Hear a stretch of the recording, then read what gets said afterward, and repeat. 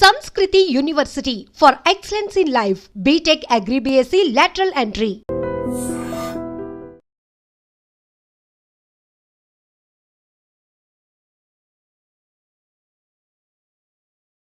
జగిత్యాలలో ఒక చిన్న పాపని అతి కిరాతకంగా గొంతు కోసి చంపడం జరిగింది. సో దీనిపైన మీ అభిప్రాయం ఏంటి? ఎందుకో సార్ అసలు అంత చిన్న పాపను గొంతు కోయాల్సిన అంత అవసరం ఏంటి? చిన్నపిల్లల్ని కూడా ఇంత దారుణంగా చంపుతున్నారా? అంటే చిన్నపిల్లలు బ్రతకడానికి లేదా? చిన్నపిల్లలు ఏం చేశారయ్యా? మీకు ఏమైనా పగలు కక్షలు, ఆస్తి వివాదాలు, ఆస్తి తగాదాలు, కుటుంబ కక్షలు ఏమైనా ఉంటే మీరు చూసుకోండి. ఇటువంటి చిన్నపిల్లల్ని చంపే పాపానికి దిగుతున్నారు, ఒడిగడుతున్నారు అంటే ఇవి ఉంటే కుటుంబ కక్షలన్నా ఉండాలి, లేకపోతే ఆస్తి తగాదాలన్నా ఉండాలి. ఈ రెండూ తప్పితే ఇంకా దేనికి ఇటువంటి చిన్నపిల్లల్ని, ఇటువంటి పసివాళ్ళని చంపరు. లేకపోతే అక్రమ సంబంధాల కన్నా దారి తీసి ఉండాలి. ఈ మూడిట్లలో ఏదో ఒకటి దారి తీసి ఉండాలి. అంతేగాని ఈ పిల్లని అడ్డం తీసేసేస్తే మేమిద్దరం హ్యాపీగా ఉండొచ్చానో, లేకపోతే ఈ పిల్లని చంపేస్తే ఆస్తి వస్తుందనో, లేకపోతే ఈ పిల్లని చంపేస్తే నాకు పగ తీరిద్దనో, ఇటువంటి ఏమన్నా ఉంటే దయచేసి ఇటువంటి అఘాయిత్యాలు మానేయండి. ఇటువంటి హత్యలు చేయొద్దు. చిన్నపిల్లలు ఏం చేశారు? ఆ పాపకి ఏం తెలుసు? 5 ఏళ్ళంటే చక్కగా ఆడుతూ పాడుతూ హ్యాపీగా తిరిగే పాపని అన్యాయంగా చంపారంటే అసలు ఇది చాలా కూడా తెలియదు. ఆడుకోవడానికి బయటికి వెళ్ళి ఒక బాత్రూంలో పడేశారు గొంతు కోసి. ఆయన రూమ్ ఓనర్ కూడా పరారీలో ఉన్నట్టు తెలుస్తుంది. మరి ఆ రూమ్ ఓనర్కి ఏమైనా సంబంధాలు ఉన్నాయా? ఆ రూమ్ ఓనర్కి ఏమైనా తెలుసా?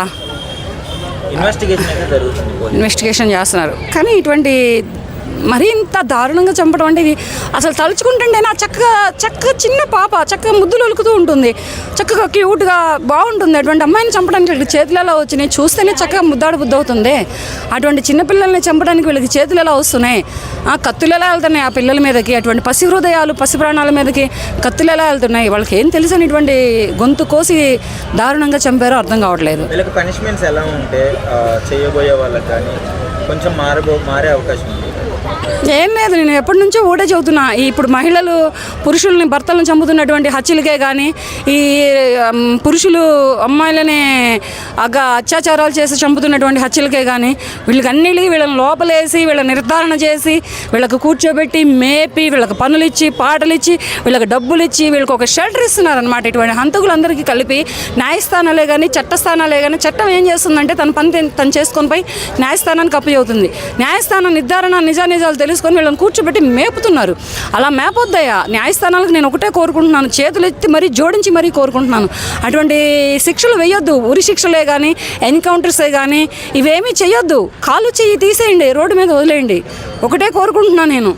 కాలు చెయ్యి అలా తీసేసి ఇటువంటి పసి ప్రాణాలు తీసిన వాళ్ళకే కానీ, అమాయకులైనటువంటి పురుషుల ప్రాణాలు తీసిన వాళ్ళకే కానీ, అమాయకులైనటువంటి ఆడపిల్లల్ని అత్యాచారాలు చేసి దారుణంగా చంపిన వాళ్ళకే కానీ వీళ్ళని కూర్చోబెట్టి 14 ఏళ్ళు 7 ఏళ్ళు లైఫ్ లాంగ్ శిక్షలు వేయొద్దు. వీళ్ళకి ఇటువంటి కఠినమైన శిక్షలు వేస్తే ఇప్పుడు రేపటి రోజు మళ్ళీ ఇటువంటి దానికి పాల్పడాలన్నా వెన్నులో వణుకొస్తుంది.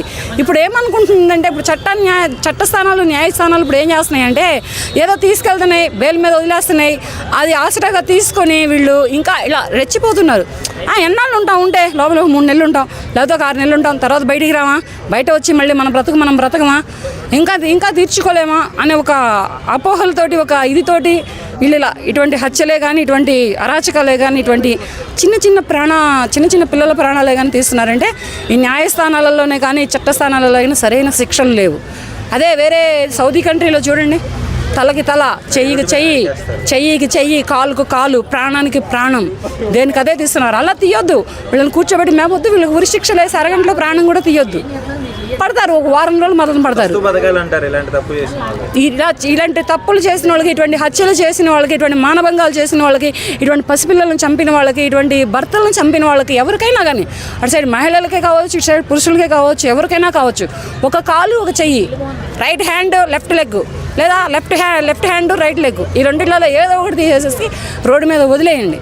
మీకు అంత కఠిన శిక్షలు వేయడం చేత కాకపోతే కఠిన శిక్షలు అమల్లో పెట్టే మహిళలు ఉన్నారు. ఎందుకంటే బిడ్డలను కోల్పోయిన తల్లులు ఉన్నారు, భర్తలను కోల్పోయిన భార్యలు ఉన్నారు, భార్యలను కోల్పోయిన భర్తలు ఉన్నారు, బిడ్డలను కోల్పోయిన తండ్రులు ఉన్నారు. వాళ్ళకి అప్పు చెబితే వాళ్ళు తీసేసేస్తారు ఇటువంటివన్నీ.